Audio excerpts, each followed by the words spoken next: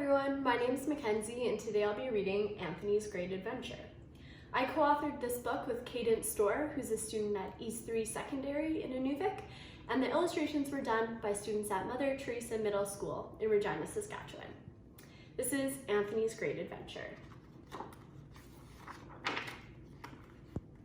Papa, what was the land like when you were a kid? Oh, Anthony, the land was so beautiful. When I'd go fishing with my own grandpa, there were fish that were fat and tasty. We'd go out on the boats and travel all the way down the river.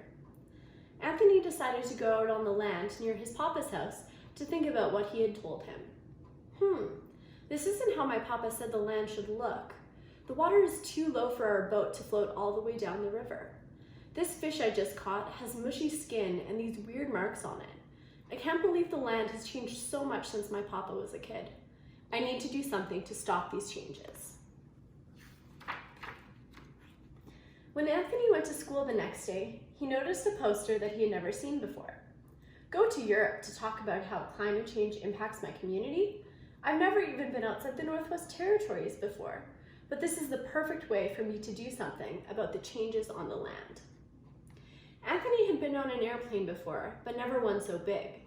This one fit hundreds of people and could fly across the Atlantic Ocean, thousands and thousands of kilometers.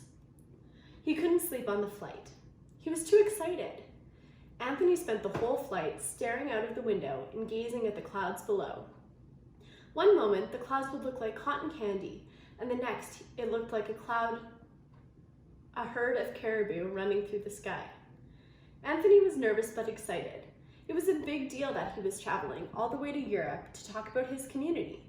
He was scared to talk in front of people, but he knew it was important that he speak up. When Anthony stepped off the plane, he noticed a girl a bit older than him. Hi, are you from Canada too? My name is Anthony, and I live in Tetleje, Fort McPherson. Nice to meet you. My name is Tamika. I'm from Showtime, Northern Alberta. I'm so excited to talk to everyone about the changes happening in my community. The two new friends spoke for a bit while they took a taxi into Paris, France. Anthony was surprised that the changes happening in his hometown were also happening in Tamika's community. He felt sad that the land was changing so much, but he was glad to meet another kid who wanted to speak up. Everything's so different from home. The buildings are big and old. Some of the streets are made of this weird cobblestone, Anthony exclaimed. It's amazing that we're here in the City of Lights, Tamika said. Let's have some fun and explore. Tamika saw a patisserie and pointed to the shop saying, check this out, creme brulee. Let's get one to try.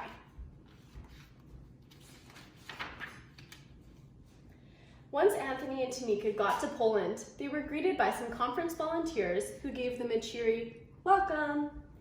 Did you know that there are also kids from New Zealand, Peru, and Nigeria here? Everyone's coming together to talk about how climate change is impacting their homes, they said.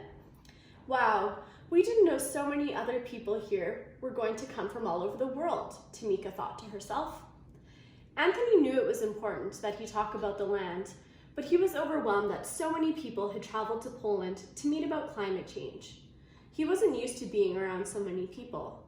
Plus, Europe was different than his hometown. The buildings were so tall, you almost couldn't see the sky. Anthony felt small and scared. Wow, this is so cool. Let's go on the merry-go-round, Anthony said to Tamika. There's even a skating rink like we have back home. Afterwards, we can grab some hot chocolate and try some of those fried tiki french fries. I'm starving, Tamika replied. A few days in Europe, Anthony was starting to feel homesick. He decided to go skating at the Christmas market because that was one of his favorite things to do back home.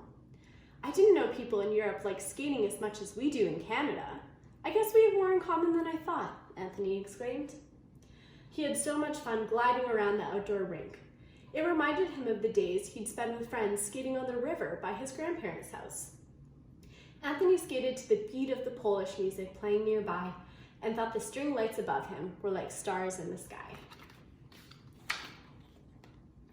After a full day of fun at the Christmas market, Anthony was excited to head to bed. He fell asleep as soon as he laid down and he dreamt of home. Anthony and Tamika met for lunch the next day. Anthony got some fast food because he could never get any in his community, and Tamika tried a smoothie and sandwich from a local shop. The two friends were in a great mood today. It was so exciting exploring Europe, and they were happy to have the chance to talk to people about climate change impacts in their communities. Anthony and Tamika walked over to the room where the climate change meetings were happening. It was showtime. The two were setting up their presentations when Anthony looked out to the crowd and started to get nervous. Really nervous. He saw the room full of audience members, turned around, and ran out the door. All of the nervousness and anxiety he had feeling earlier in the trip came rushing back. He was too scared to present. Tamika was a bit older than Anthony and wasn't as nervous as he was. However, she could understand why he was so scared to speak in front of so many people. Tamika ran after Anthony and began to search the Christmas market for him. After a few minutes of searching for Anthony, Tamika found him hiding behind one of the old buildings. "Anthony, what's wrong?" Tamika asked. "There are too many people in there. I don't know what to say. I'm just a kid. I don't have knowledge like my grandparents or the chief in my community. Why would anyone listen to me?" I know how you're feeling. I'm also scared.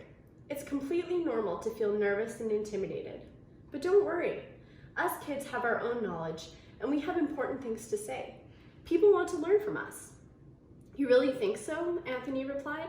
Tamika nodded reassuringly. "Okay, I'll do it. I've come all the way to Europe to share my story, and I can't give up now." Anthony was still nervous, but decided to listen to Tamika because she was a bit older than him and had more experience with public speaking.